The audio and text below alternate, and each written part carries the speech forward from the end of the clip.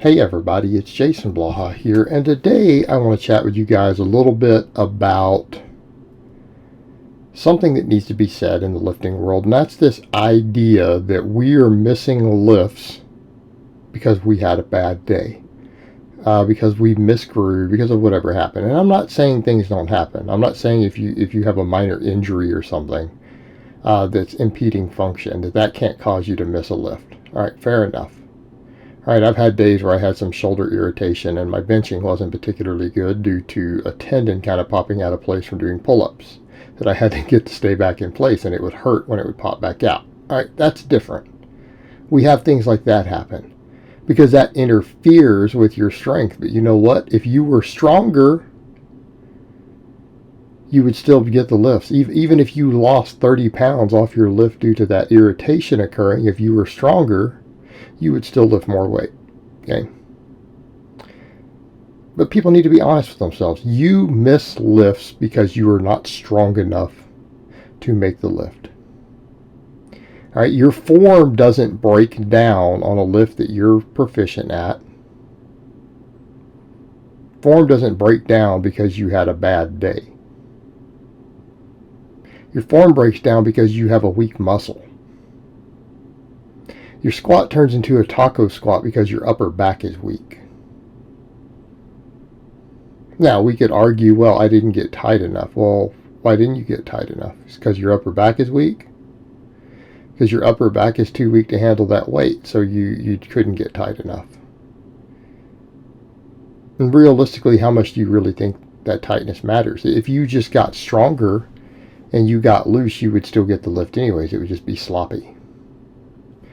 You increase the strength of your T-spine and mid-traps and everything else 10%, that taco squat would have still been locked even if it looked bad and you slipped out of your groove. And I want you to understand that. Okay? But we need to ask ourselves, why do we slip out of our groove? All right, you slipped out of your groove on your bench press. Well, what does that even mean? Do you not know where to place the bar on your chest? I mean, do you not know where to lower the bar to on your chest already? So where did your groove go wrong? The groove went wrong on the way back up.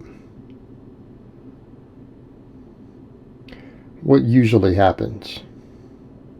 Well, the bar drifted up towards your face. Why did it drift up towards your face? Because your triceps were not strong enough to keep it in the correct path.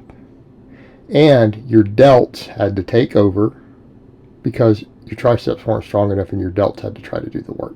And the only way to lock that weight, or to get close to being able to lock that weight, was for the bar to drift towards your face, for your delts to do more work and your triceps to do less, because the triceps couldn't handle it.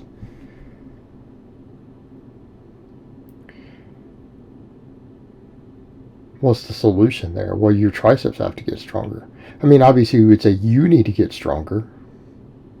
But strength is a function of our muscles, right? We get our strength from our intermuscular coordination, our leverages, and our muscle mass. Leverages matter. Intermuscular coordination matters. But for you as an individual, the biggest one is going to be the amount of muscle you have.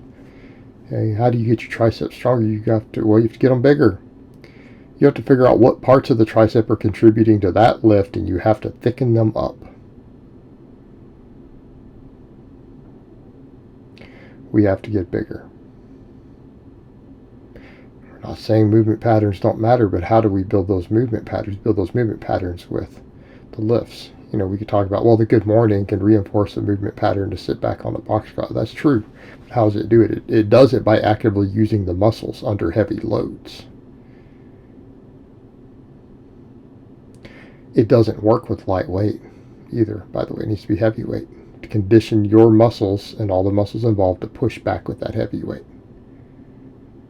But that hypertrophies all those muscles, and it hypertrophies them in a way that's specific to those joint angles. But by that same token, in many cases, a weaker muscle, even tons of really high rep lightweight work will help. Right? If we're not worried about any sort of complex movement pattern, such as, again, two different joints involved, with a good morning pushing you back.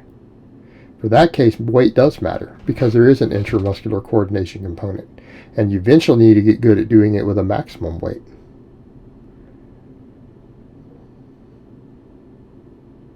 Okay? Because that's the only way to develop a movement pattern to lift a maximum weight, even with a supplemental movement like that. But we need the heavier weight for it in general to get into those patterns. We need to have some pretty heavy weight on the bar. But when we're dealing with even a smaller muscle that's maybe a single muscle involved, well, you could do that with a bunch of high rep work. Why? Because high reps build muscle. They hypertrophy you just fine. I go so far as to say that when you have a weak muscle group, that might be your preferred methodology. Because we're already going to hit it with our heavy work. We're going to hit all the muscle fibers and everything involved with that. At a certain point, we just have to just put straight size onto a lagging muscle. And we can get really big and really jacked with heavy weight. But those lagging muscles, the ones that are really holding you back, hitting those other rep ranges will be of assistance. Because you clearly have an issue with those muscles. They're just not getting enough growth stimulus.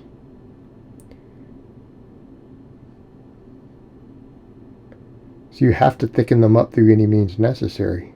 And it might mean because that muscle doesn't respond very well for you and it needs more workload, you might have to go to a smaller single joint movement to do it. It may be necessary for you to get the gains that you need. Because everything else in it's growing just fine. That's why it's able to move the weight. Everything else is getting thick and big on the bigger movements with the heavy weights and volumes of heavy weight just fine. But you have that one muscle that's holding you back. It could be the medial head of your tricep. It could be your lower pec. It could be one of the heads of your hamstring. And if that's the case, you have to do what you have to do. You're going to have to go in and do some higher volume, higher rep, smaller movement, single joint exercises. You might have to do that. It might be necessary to get stronger, at least in an appreciable time frame. And then when everything's caught back up, everything starts growing again. And if you bring up that weakest link, we can handle bigger workloads in general, and we go right back to the whole system growing. But you're going to have to get stronger. And we could argue about why you aren't getting stronger. Is it a movement pattern issue? Well, in some cases, but what do we mean by a movement pattern issue? You don't fix a movement pattern with a small exercise. In other words, a lightweight single joint exercise will not fix a movement pattern on a heavy movement. You're going to have to find something really big and really heavy. It might be hitting really heavy good mornings. It might require you to do some 500 plus pound good mornings to fix that movement pattern. It might require you to do some really heavy board presses to fix that lockout movement pattern due to the way your triceps are working. It might be required. If it's a movement pattern, you're going to have to fix it with really heavy ass weight. If it's purely a single muscle with a hypertrophy issue, you're just going to have to get that muscle bigger. And if something is truly a weak link, you might require both. Right? Triceps a perfect example. You might have to come in and do some really heavy board work, and you might have to do some really high rep tricep extensions. You might have to do both if it's a major issue for you. But you didn't get out of your groove. You weren't strong enough to lift the damn weight. And I don't care whether it was your 1 rep max or you missed a predicted 5 rep set. Well, I should have been able to get 6 reps and I failed on the 5th rep.